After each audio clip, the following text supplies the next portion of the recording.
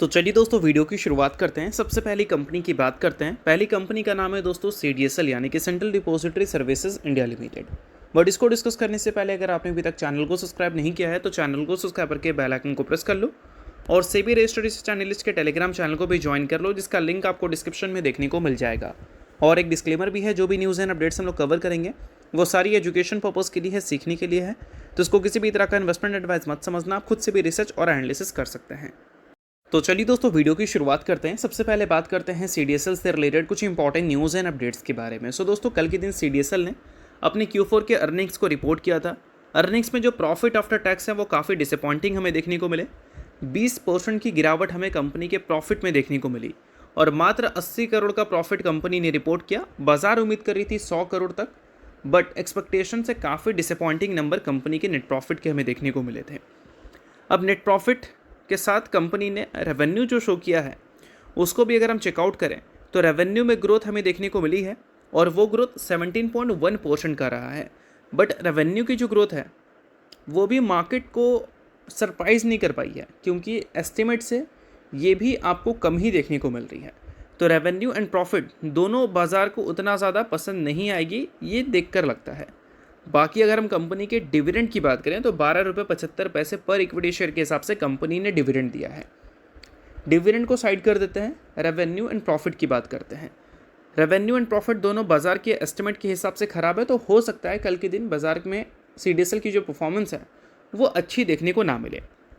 But ये सारी चीज़ों को अगर हम साइड कर बात करें और भी कुछ इंपॉर्टेंट पॉइंट के बारे में, लाइक पिछले क्वार्टर के कंपैरिजन में इस बार नेट प्रॉफिट कैसा रिपोर्ट हुआ है, तो पिछले क्वार्टर के कंपैरिजन में इस बार नेट प्रॉफिट 40% से कम देखने को मिला है। और जो टोटल डिमेट अकाउंट हमें देखने को मिले हैं 26 के फाइनेंशियल ईयर में वो 2.7 करोड़ न्यू डिमेट अकाउंट हैं और टोटल जो है वो 18 करोड़ के ऊपर जा चुके हैं 26 के एंड तक। बाकी इन सारी चीज़ों के बाद डिमेट कस्टडी की बात करें तो वो 85 लाख करोड़ हमें देखने को मिलता था पिछले क्वार्टर तक, जो कि गिरकर 77 लाख करोड़ पे आ चुका है। और अगर हम बात करें कंपनी के इनकम के बारे में तो उसमें एक काफ़ी बड़ा इम्पैक्ट आया है IPO रिलेटेड जो चार्जेस हैं और अदर इनकम है उससे। ये जो सेगमेंट है IPO का वो काफ़ी इंपॉर्टेंट सेगमेंट CDSL के लिए बन जाता है जब बाज़ार बुल रन में आता है। और बाज़ार की जो सेंटिमेंट है वो ख़राब जब होती है तो IPO रिलेटेड जो चार्जेस हैं वो कंपनी के श्रिंक हो जाते हैं, जिस कारण इनकम में इम्पैक्ट हमें देखने को मिलते हैं। तो ये सारी चीज़ों को अगर हम देख कर चलें तो CDSL ने किसी एक ऐसा पैरामीटर पे नंबर हमें इम्प्रेसिव नहीं दिखाई है जिसको हम देखकर बोल सकते हैं कि हाँ चलो नंबर इस मामले में अच्छी है, ठीक है। तो हो सकता है नेक्स्ट ट्रेडिंग सेशन के लिए बाज़ार इस कंपनी को थोड़ा सा तोड़ती हुई नज़र आए, क्योंकि अभी कंपनी का जो EPS है और कंपनी का जो current price to earning multiples है वो दोनों एक रेंज में है। और EPS जब बढ़ता है तो वैल्यूएशन नीचे आता है और वैल्यूएशन जब बढ़ता है तो EPS नीचे आता है, या फिर ऐसे ही बोल सकते हैं जब EPS नीचे आता है तो उसकी वजह से वैल्यूएशन ऊपर चला जाता है। उसी कारण मार्केट किसी भी कंपनी को तोड़ती है और करेक्शंस किसी भी कंपनी में दिखता है। तो अभी कंपनी EPS के हिसाब से तो एक फेयर जोन में है। तो देखते हैं नेक्स्ट ट्रेडिंग सेशन बाज़ार इस कंपनी को लेकर अपने व्यू क्या रखती है। बाकी इस कंपनी के शेयर होल्डिंग पैटर्न्स की बात करें तो यहाँ पर FIs अपने स्टेक्स Q4 में डिक्रीज करती हुई नजर आई है और साथ में DIS की भी स्टेक्स 15.12% से गिरकर 14.42% तक जा चुके हैं। अगर आप इस कंपनी के इन्वेस्टर हो तो ये सारी चीज़ों को ज़रूर आप नोट कर चल सकते हो। दोस्तों फिलहाल रिजल्ट का पीरियड चल रहा है और रिजल्ट के पीरियड में हर कोई को अपनी कंपनी के रिजल्ट जानने हैं। तो इसके लिए क्या कर सकते हैं, आप सेबी रजिस्टर्ड रिसर्च एनालिस्ट के टेलीग्राम चैनल को ज्वाइन कर सकते हैं, जहाँ पर सबसे पहले आपको रिजल्ट की अपडेट मिलेंगी। साथ में उस कंपनी के टेक्निकल्स को प्रॉपर एनालिसिस कर यहाँ पर अपडेट किया जाएगा, जिसको भी चाहो तो आप चेकआउट कर सकते हो। ये आपके लिए बहुत ज़्यादा यूज़फुल रहेगा, क्योंकि इससे आपको क्लैरिटी मिलेगी कि आपकी कंपनी की परफॉर्मेंस अभी के टाइम पे कैसी है और आगे कैसी हो सकती है। और ये सारी चीज़ें कौन देगा, सेबी रजिस्टर्ड रिसर्च एनालिस्ट। तो इसके लिए आप टेलीग्राम चैनल को ज्वाइन कर सकते हैं। ज्वाइन बिल्कुल फ्री में कर सकते हो। मल्टीपल कंपनी के चार्ट्स आपको दिख जाएंगे जिसको आप चेकआउट भी कर सकते हो। तो लिंक डिस्क्रिप्शन में है, लिंक के थ्रू जाकर चैनल को ज्वाइन कर लो।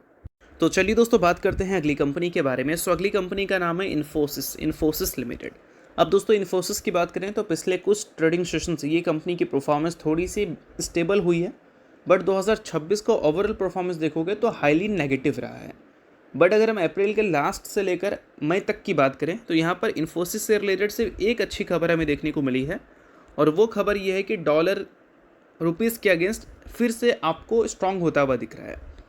अगर बॉटम से देखोगे तो डॉलर रुपीज़ के अगेंस्ट आपको 49% तक स्ट्रांग होता हुआ दिखा है, और इससे हमारी मार्केट तो खुश नहीं होगी, बट हाँ टेक कंपनी ज़रूर खुश होगी, क्योंकि उनका मेन सोर्स ऑफ रेवेन्यू जो है वो डॉलर में आता है, और रुपीज़ में जब वो कन्वर्ट करते हैं तो ज़्यादा पैसे उनके पास होते हैं। खर्च लिमिटेड है, पैसे ज़्यादा होंगे तो ऑब्वियस सी बात है प्रॉफिट ज़्यादा होगी। और इसी कारण आपने देखा होगा इस बार के Q4 में कई सारी जो कंपनीज़ हैं IT सेक्टर की, उन्होंने काफ़ी अच्छी प्रॉफिट ग्रोथ दिखाई थी। इसका मेन कारण यही था। Q4 में काफ़ी ज़्यादा रुपीज़ कमज़ोर हुआ था डॉलर के अगेंस्ट, और वो नंबर लगभग 9% तक था।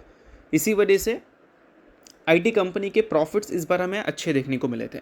अब इन सारी चीज़ों के बाद फिर से एक शॉकिंग रिपोर्ट निकल के आ रही है, जिसमें मेंशन है कि हमारी जो टेक कंपनी है विप्रो, इन्फोसिस, TCS, उसको लेकर रिपोर्ट आया है, जिसमें TCS और इन्फोसिस को डाउनग्रेड कर दिया गया है और विप्रो को अपग्रेड कर दिया गया है।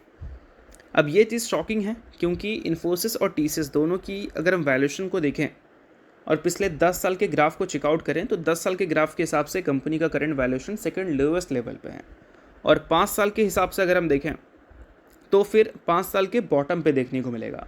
शेयर प्राइस के हिसाब से भी देखोगे तो 5 साल के बॉटम पे आपको ये दो बड़ी जायंट देखने को मिल रही है।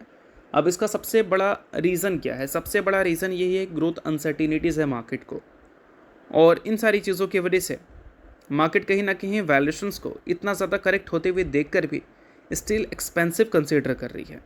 और इसका एक मेजर फैक्टर है ग्लोबल इकोनॉमी स्लोडाउन रिपोर्ट हो सकता है। यही सारी चीज़ें मार्केट को डरा रहा है, क्योंकि TCS या फिर इन्फोसिस की बात करें तो इनका ओवरऑल रेवेन्यू का 50% अमेरिका से जनरेट होता है, 30% तक हमें यूरोप से जनरेट होता हुआ दिखता है, और मेजर ग्लोबल इकोनॉमी में स्लोडाउन देखने को मिल गई तो इस केस में हमारी TCS और इन्फोसिस जैसी कंपनीज़ के जो अर्निंग्स हैं उसमें एक तगड़ा इम्पैक्ट आ सकता है, जो कि आगे चलकर दिखा सकती है।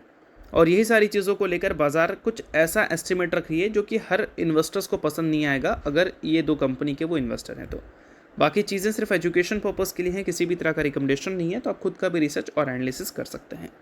तो चलिए अब बात करते हैं अगली कंपनी के बारे में, जिसका नाम है LIC यानी कि life insurance corporation of India, जिसने हाल ही में 1:1 के रेशियो में बोनस की अनाउंसमेंट की है, जिसमें कंपनी ने एक शेयर के बदले अपने इन्वेस्टर्स को एक इक्विटी शेयर देने का फैसला किया है। सो अगर आप इस कंपनी के इन्वेस्टर हैं तो बेशक इस न्यूज़ को नोट कर सकते हैं, इन्वेस्टर नहीं आप इग्नोर कर सकते हैं। न्यूज़ थी इस वजह से मैंने बता दिया, बाकी ये किसी भी तरह का रिकमेंडेशन नहीं है। तो होप करता हूँ ये वीडियो आपको अच्छा लगा, लाइक कीजिए, पहली बार सब्सक्राइब कीजिए। वीडियो के लिए बहुत बहुत शुक्रिया।